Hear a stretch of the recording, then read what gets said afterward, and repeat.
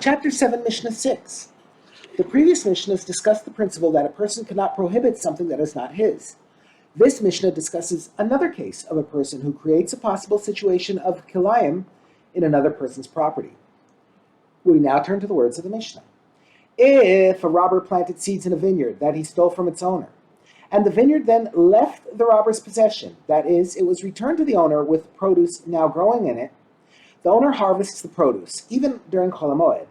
As a general rule, land cannot be removed from the possession of its original owner, and legally remains the owner's property even after it is stolen. Therefore, based on the principle that a person cannot prohibit something that is not his, the robber does not create Kilayim in the vineyard. Nevertheless, since the vineyard appears to have Kilayim in it, the produce must be removed as quickly as possible. In order to remove the produce quickly, the owner is required to hire workers to help him speed up the removal. The Mishnah discusses how much he is obligated to spend on workers.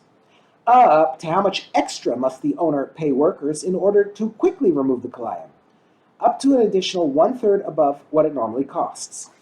If he cannot find workers unless he pays more for this, he harvests it himself at his normal pace and continues until he completes the job. He is not required to pay for workers, even though this delays the removal of Kilayim after the festival. In the case being discussed, the vineyard is still considered the property of the original owner. Therefore, the produce is permitted, based on the principle that a person cannot make prohibited something that is not his.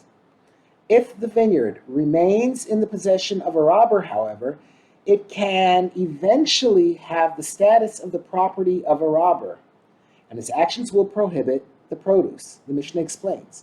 From when is the vineyard called the property of the robber, so that its produce is prohibited by the Kilayim he plants? From when the identity of the original owner is forgotten. That is, when people no longer call it the owner's vineyard and instead refer to it as belonging to the robber.